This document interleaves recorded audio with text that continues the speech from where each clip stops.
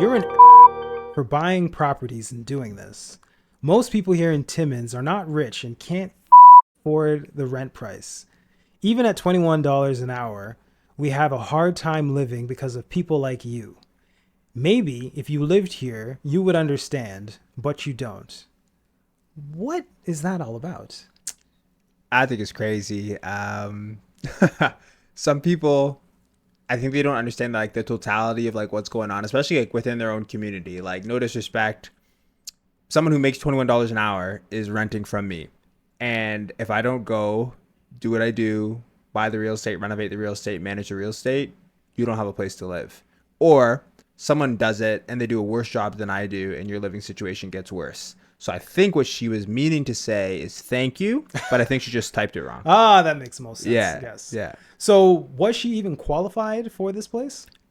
No, she wouldn't have made it. She made like 21 bucks an hour. Like, that'll barely get you a 2-bedroom, and she was applying for a 3. Yeah. Terrible credit, Yeah. like a bunch of debt, and consumer proposal. Like, I'm not gonna rent to you. Like, I think the entitlement is, I have a job, I live in the city, I should be able to rent. Yeah. Because I can afford, like, I have that number in my bank account. I should be able to rent this place with no issues. But I think she obviously doesn't see the totality. I'm like, I don't just have the rent. Like, Yeah. I have the rent, the mortgage. I'm responsible for the maintenance. There's property taxes. There's insurance. There's repairs. There's CapEx. And when you mess around and don't pay me rent, I don't have an avenue to get you out in a timely manner. Like, I'm going to hold you for 6 to 8 months. Got to pay legal fees. And, you know, with where you are income wise, yeah, like, you don't care. Like, I'm not going to get the money back from you. You're going to shrug it off. You're going to go to another landlord who doesn't know how to do tenant vetting, and you're going to go live in that place and mess it up for them. But like, that system hasn't been super solved yet. And again, I play in the B and C property space, so this is normal for me. Yeah. But it's just, I have to vet probably 5 times more tenants than someone in an A and B property just to get these really good ones. So when I see stuff like this, I'm like, my vetting's working. I have one that I experienced that I want to read to you. So this is what this lady said to me. Wow, what a joke. You're a goof. I hope you drop dead, you Don't message me again or police will be called. Now, once again, similar to your situation, the reason she said that is because I told her we're not moving forward with her rental application. Mm-hmm. Why? Because her income was not sufficient, her credit was beyond terrible, and she didn't have a rental history.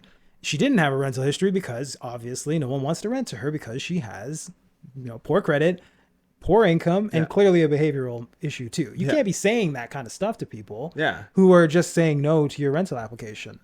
But you want to know something interesting?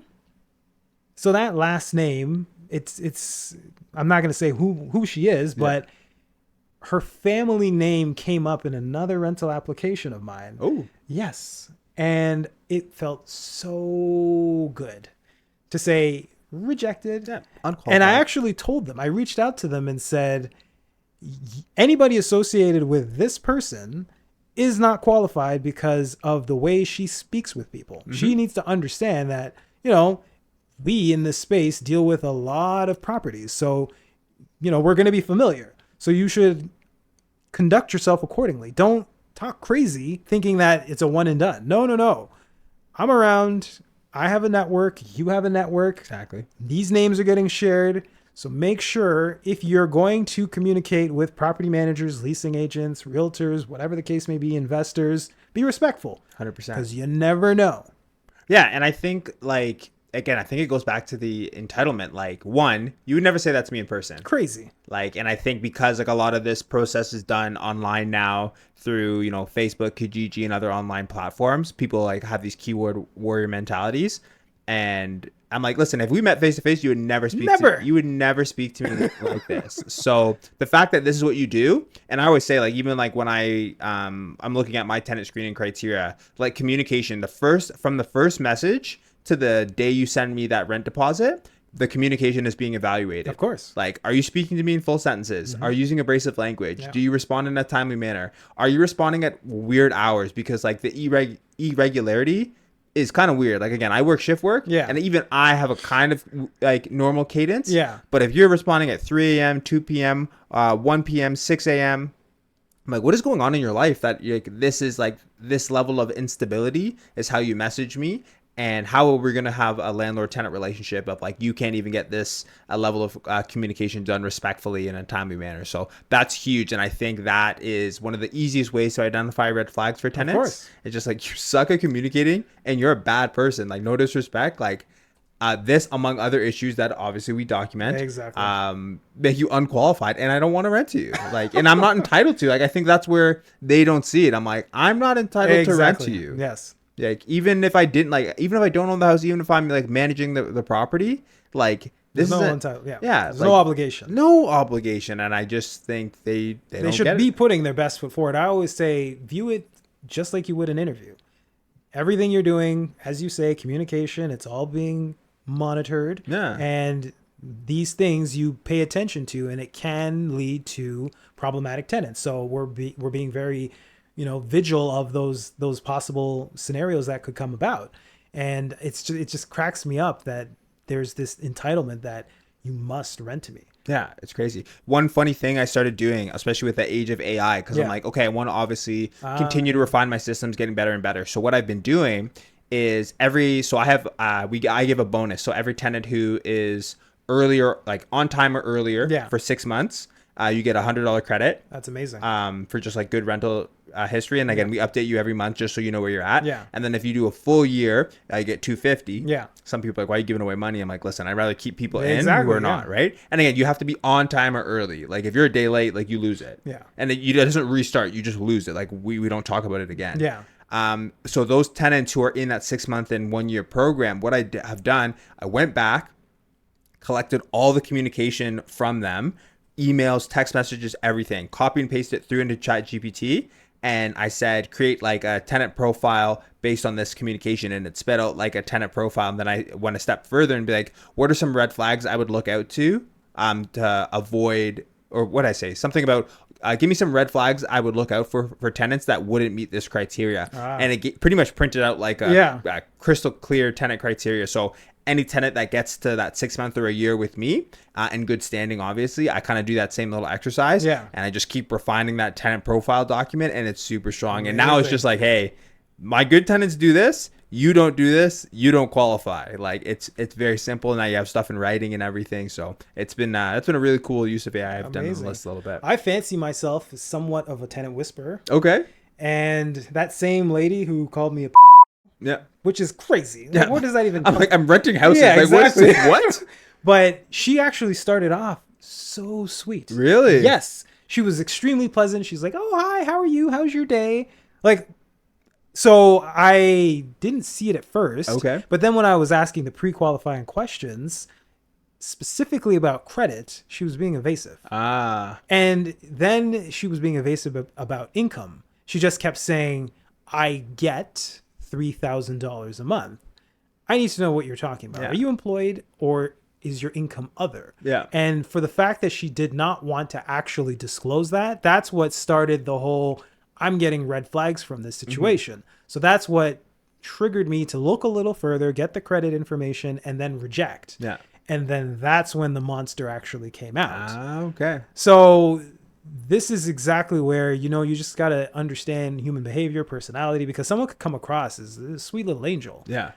That might not be the case. Yeah, when push comes to shove. Comes to shove. And it's crazy because, the $3K in, likely government income or whatever, that's not bad. And some of my best tenants are ODSP and OW of course, clients. And to be honest, like even in my portfolio, I'm actually transitioning a lot more of my rentals to that. Yeah. But it's not just the fact that you get the money.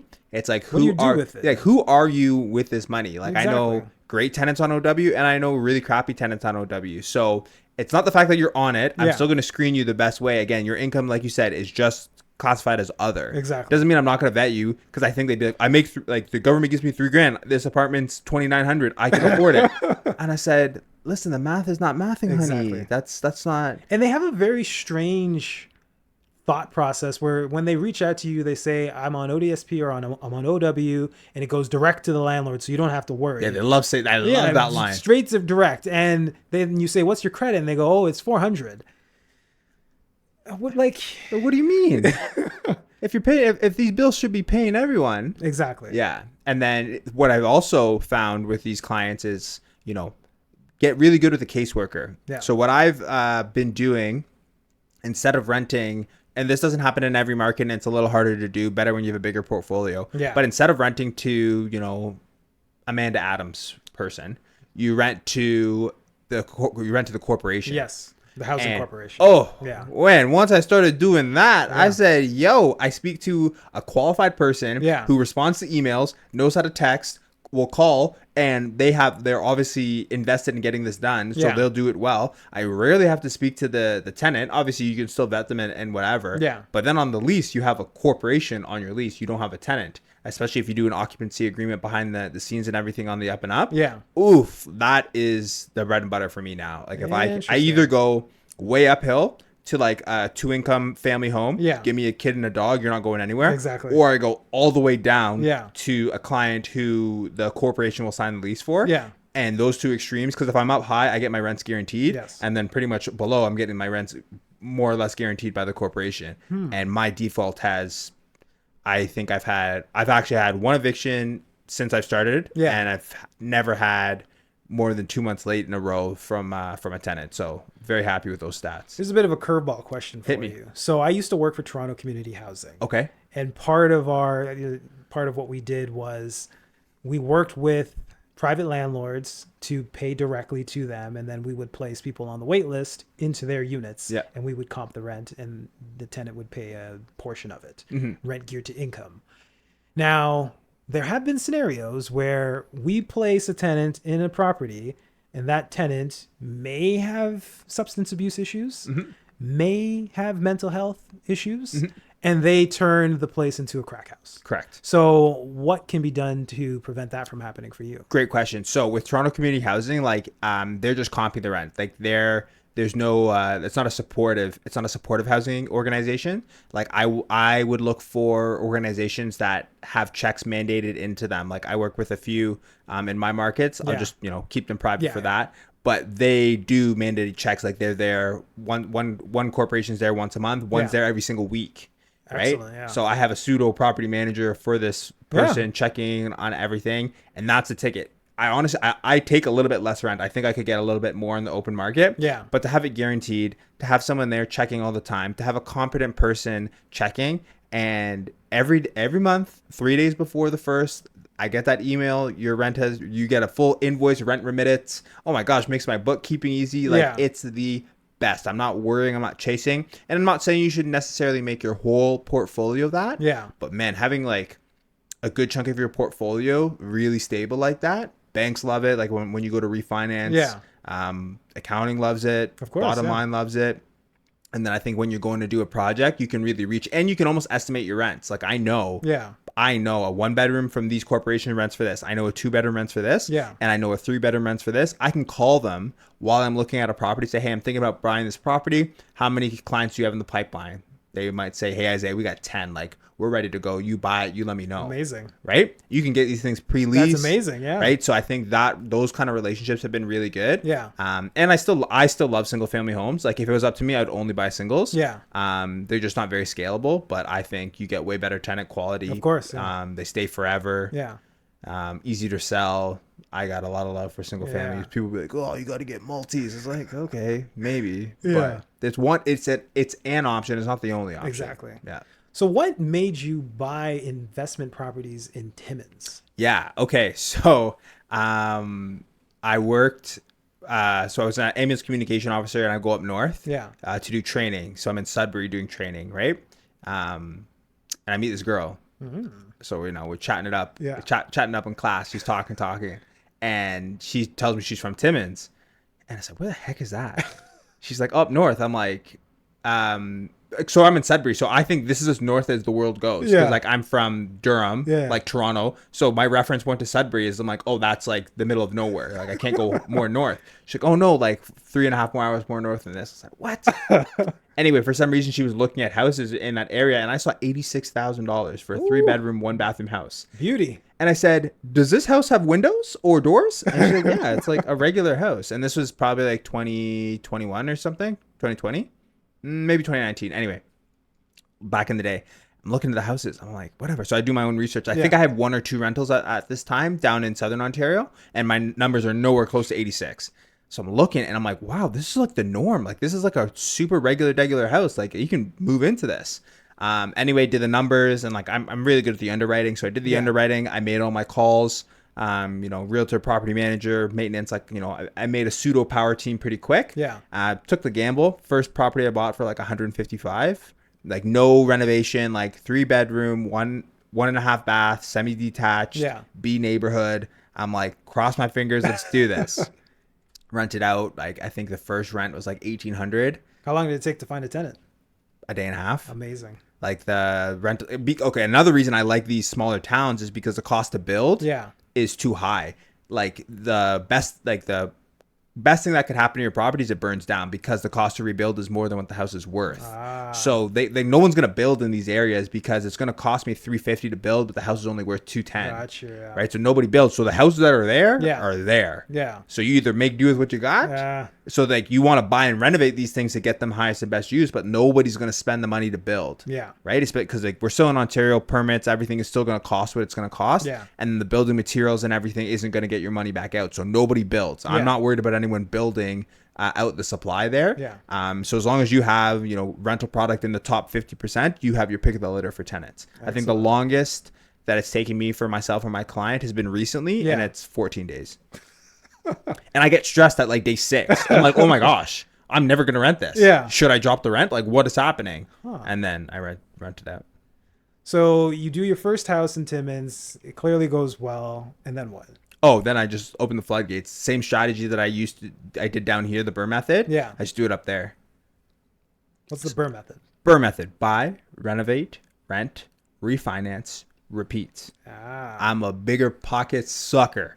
I drink in the Kool-Aid. I was doing it. So for me, honestly, like it was the best way for me to get started. Like I still don't make like that much money. Yeah. Like if you're making $250,000 a year, don't do this. There's other real estate investing strategies for you. But I wasn't making that much money. Like I was a cop for a little bit, ambulance guy now. I make a decent income, but not great. So the idea of recycling your capital to continue to move is very, very important. And I wish I wouldn't have bought that first property the way I did, because obviously I tie it up, I put my money into it. Cash flow is great, but I tied up my 20%, which I didn't want to do.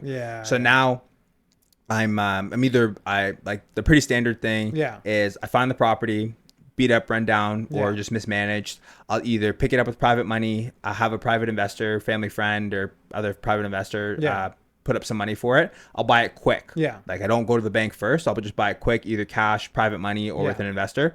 Buy the property, do the renovations on the property. I got 3 great contractors up there that I work with. Get that done, and then I start leasing it up. And I now, because I used to like do it and then like pray. I'm like, who's gonna take it? But now I'm pretty good. I'm like, I'm renovating this property for this style of tenant, for this organization.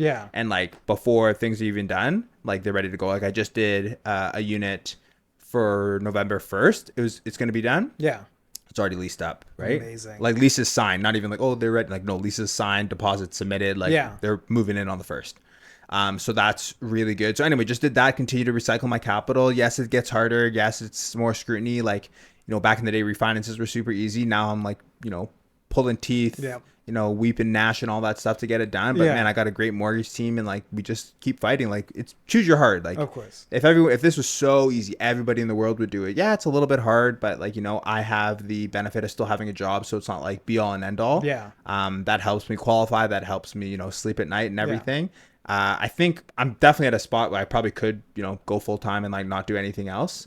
But I think it would slow down the scale. Of course, So we'll keep riding it as long as we can. And now that I have way more investors like reaching out and wanting to participate, you can do just more deals. So how many units are you at currently? 18. 18 units. But I'm gonna sell. I gotta sell some. I got a 5-unit building I don't like. Why? It's just too much to manage. What specifically? That's like a C-class property. And like the refinance has just been like really, really hard because now we're in commercial financing and everything. But I'm paying all these extra fees and stuff in a market that doesn't command the higher price. Like you can still pick up a single family for under 200, but it doesn't mean a 5 units is like 900. Like you're still under, Yeah. right? But you still got to pay your phase one. You still got to do all your permit checks. Your insurance is more. Insurance asks more. Yeah. Because it's a commercial building. You're just adding a lot of complexity. Yeah. And I got a good deal on it. I wouldn't say I got an amazing deal on it. So I think. And I, to be honest, 1 to 4 units, just bread and butter. Yeah. Anyone can do it, especially when I bring investors in. It's way easier for them to qualify and everything. And I think the tenant quality starts to go down as you get higher in units. Yes. So when I'm in that 2, 3, 4, Yeah. I can get my tenant quality pretty good. And I like it. I like what's going on there. But once I get to 5, you get parking lots, you get people hanging out in common areas. Yes. You have a door that's always open to let people in. Now you're asking for more stuff. And I'm a remote landlord, so I'm not there. I'm not driving by. Yeah. So for me, the way I manage my properties, I just 2, 3, 4, and single family are really what's working for me. So what is the craziest tenant experience you've had? Oh yeah, definitely one of those 5 unit ones. Okay, so I get this girl. And I'm doing the renovations. They go a little bit expensive, so I'm freaking out a bit. I shouldn't. I know the game. Like renovations always go big. Yeah. Anyway, renovation goes a little long. I'm like, I need to get someone in there. I need to get cash. Get this girl. She's like, same thing. I got Ontario Works money. Perfect. Send it to me now. Yeah. Sends me the deposit. She's like, okay, I'll send you money when I move in on the 1st. I said, no problem. She moves in. She's like, I don't have all the money. I only have 1,000. I said, no problem. Send it. Like, we'll get the rest later. Just get in. Like, I don't even care. Gets in, pretty much goes dark within like 2 months. I'm like, oh, nice. Good job, Isaiah. And like, I'm not even mad. Like, I'm laughing because I didn't follow any of my tenant screening. Literally nothing. And I have documents. I have SOPs for this. Yeah. And I just said, forget it. You're here. Get in here. Didn't follow anything because I wanted her in so fast. Anyway. First mistake. Yeah. So she moves in, whatever, goes dark, turns it into a little bit of a drug house, starts bringing people by. She got this massive cane Corso in there and everything, doing her everything. Trashes the unit, gets it completely gone. And then she's like, she gets arrested a few times, and the dog is just there. Yeah. All right. There have other tenants now that are in the building will be like, yo, like, I don't know what's going on, but like, property's kind of smelling, like, what's going on? So call the police. Police, they don't really like dealing with it. Because it's an LTB issue. As soon as they know that, they're like, I don't want to touch it. So I get them enough involved that they can do reports. So I get some evidence from them and they give us like access to it. Yeah. But I found out that if there's anytime there's an animal involved, the Ontario animal, I forget what it's called, but the organization for animal welfare in Ontario, very powerful. They bust that door wide open. Oh, yeah, of course. They bust that door open. Massive cane Corso, but like severely malnourished. She's like, oh yeah, this thing was gonna die, right? Because it's been there for like almost a month, right? So ended up, I had to go through the LTB, like prove that the unit was abandoned, which is a whole nother thing. She ends up coming back, so then I do have to go through the eviction process. We do the eviction process and everything, but this unit is trash, and I just fully renovated this thing. Like I spent the money, did the full reno and everything, and she trashed it. So I got to redo it, new floors, new paint, new everything. She's trying to go around the city. It's like, this landlord is the word. But obviously she doesn't know who I am because, like, I run it through the property management company. She's like, this landlord sucks. And all my other tenants are like, they love him. Nah, he's good. Great. What do you mean? He fixes everything. Yeah. Like, he's fine.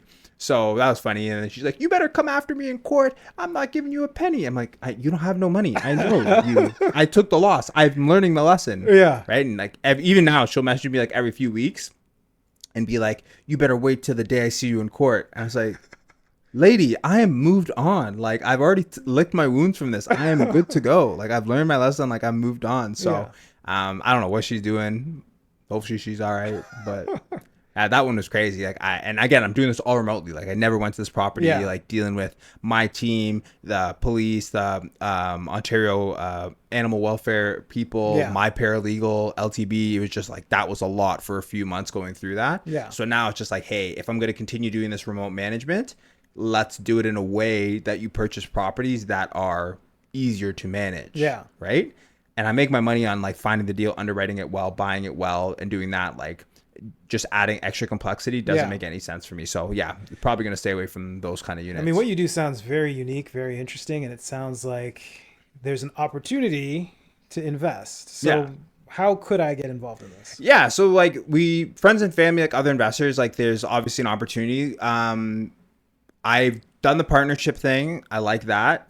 if someone's like looking to partner, I probably will just help them buy. So like the new offer like we're putting out is like I'll help you buy your first or next investment property 100% for free. For free? 100% for free. What? So I'll give you all my systems, all my checklists, all my SOPs. Like I'll give you everything I got. Like I just want to see you buy your next investment property. Obviously, I'm not gonna work with everyone. Like if you work at McDonald's and you have like 5,000, like I'm probably gonna give you a copy of my book, my resource, and says, hey, like save up, learn up, and like let's talk in a little bit. But if you're ready to go, yeah, like slide in my DMs. Like let's get it going. Like we got ways to get you into a property there. But if you just want like, hey, I don't really want one, I just kind of want to put my money to work. Like we just have people invest in our projects, depending on what they're comfortable with. We sit down and say, hey, we don't usually put it in a pool. I don't like that. You know, that's almost like fund, like a fund model. I'm like, I don't like that. So it's pretty much property specific. A couple investors who have reached out said, hey, next time I have a project, I'll bring it to you. I bring in the project, I review it with them and said, hey, if you invested this much, this is what we would use the money for. This would be your return on the money. And this would be the timeline. If they agree to it, we get the lawyers to write everything up. So everything's on the up and up. And then we go carry out the project like that.